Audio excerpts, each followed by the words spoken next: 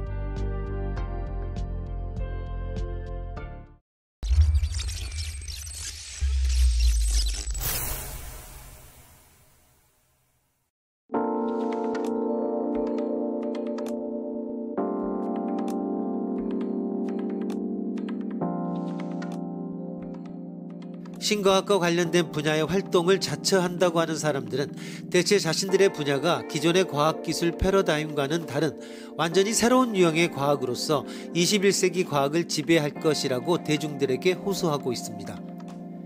신과학에서 주장하는 바는 경우에 따라 무척 황당한 이야기도 있고 기존의 과학적 입장에서는 받아들이기 힘든 주장이 포함되어 있기도 합니다. 그렇다고 해서 몇몇 구체적인 실험 증거를 제시하면서 전개하는 신과학 관련 논의까지 무턱대고 거부하는 것도 쉬운 일이 아닙니다.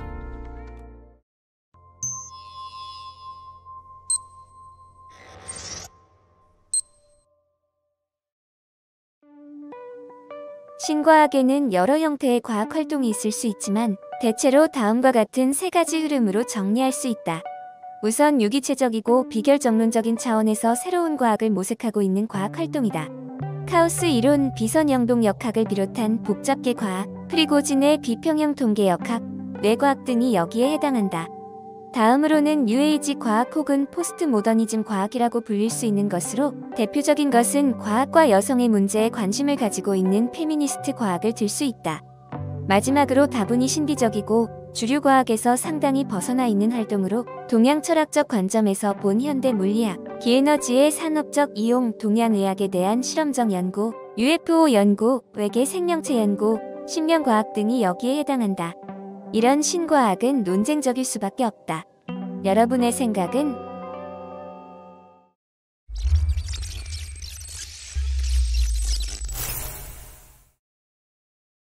이 세 부류의 흐름은 모두 이른바 신과학을 주장한다는 면에서 공통점이 있으나 그들의 주장을 구체적으로 살펴보면 각기 서로 다른 각도에서 새로운 과학을 이야기하고 있다는 것을 알 수 있습니다.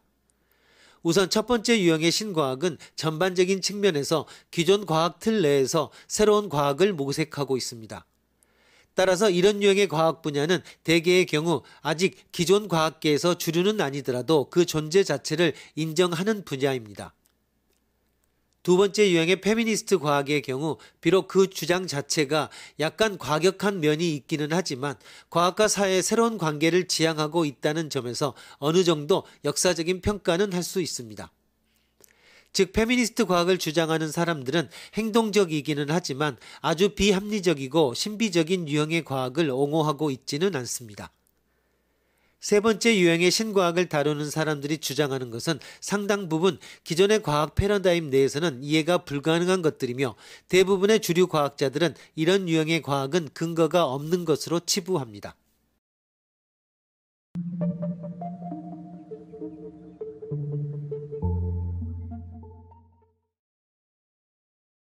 신과학에 편승하여 논의를 전개하는 사람들의 주장은 대부분 우리가 심각하게 고려할 가치가 없는 것이라고 생각합니다.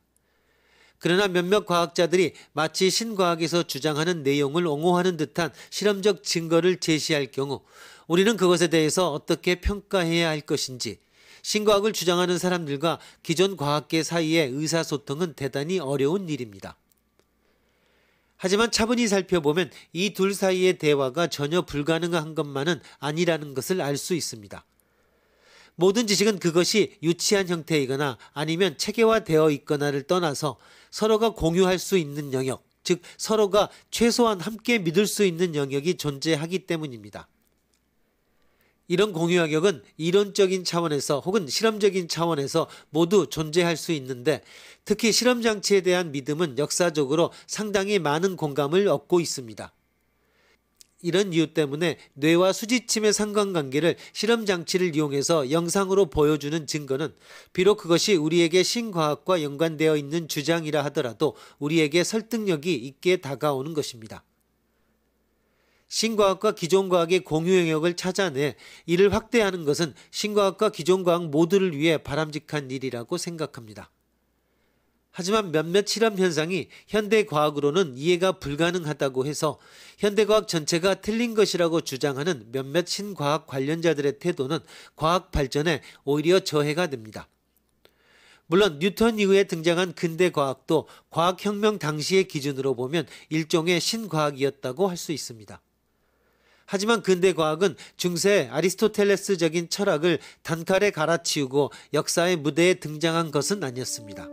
그것은 코페르니쿠스에서 갈릴레오를 거쳐 뉴턴에 이르기까지 수많은 과학자들의 꾸준하고 지속적인 작업을 통해서 무려 150여 년에 걸쳐 완성된 것입니다.